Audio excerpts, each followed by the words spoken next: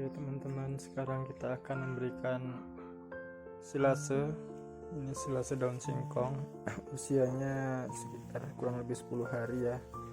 Sebenarnya harusnya kalau mau bagus ini sekitar 4 minggu baru diberikan, cuman karena kemarin yang ramban itu kurang rambannya, kambingnya sekarang udah teriak-teriak.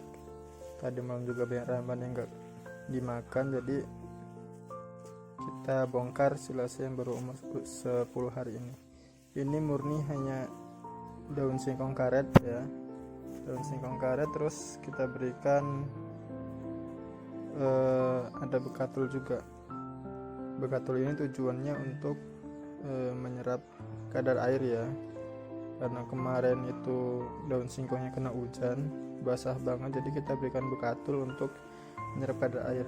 Ini ada sedikit daun pisang juga, ini kita chopper kemarin ya. Dan ini wangi teman-teman, wangi ya, nggak ada campuran apapun tapi ini wangi ya, karena emang daun singkong itu kalau di silase atau difermentasi itu wanginya luar biasa. Tidak perlu campuran probiotik apapun, tidak ada perlu campuran bahan apapun, dia sudah cukup bagus ya, sudah cukup wangi. Dan nanti kita coba kambing suka atau tidak ya. Inilah hasilnya silase daun singkong karet yang diberikan kepada domba ya. Domba doyan mau makan. Ini yang diberikan kepada kambing PE ya, kambing juga doyan, makannya cukup lahap.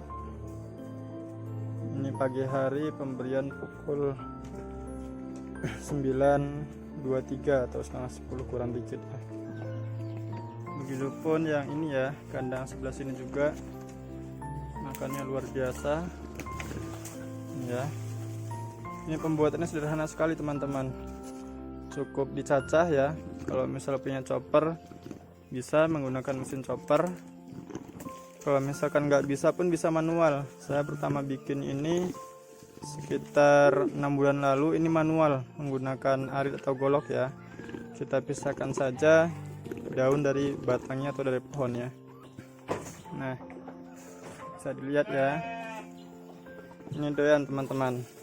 Cara membuatnya juga sangat mudah sekali, cukup dicacah ya. Kalau misal teman-teman punya bekatul bisa ditambah bekatul seperti ini. Kalau misalkan nggak ada, nggak masalah, yang penting dilayukan ya. Setelah dicacah bisa dimasukkan ke dalam plastik. Kalau misalkan ada, bisa menggunakan tong juga bisa. Intinya menggunakan wadah yang kedap udara ya. Lalu teman-teman masukkan ke dalam wadah kedap udara itu, kemudian diinjak-injak hingga padat. Intinya untuk silase ini sendiri yang terpenting adalah yang pertama, kadar airnya rendah ya. Biasanya banyak yang gagal itu karena kadar airnya tinggi. Lalu yang kedua, padat ya, artinya harus benar-benar diinjak-injak agar tidak ada rongga udara di dalamnya.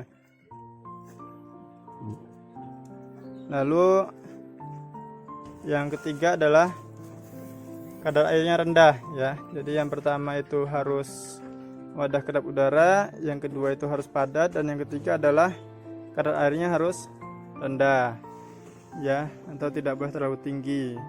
Makanya kalau misalkan nggak ada bekatul, bisa teman-teman layukan terlebih dahulu. Kalau ada bekatul bisa menggunakan bekatul seperti ini ya. Mungkin ini saja untuk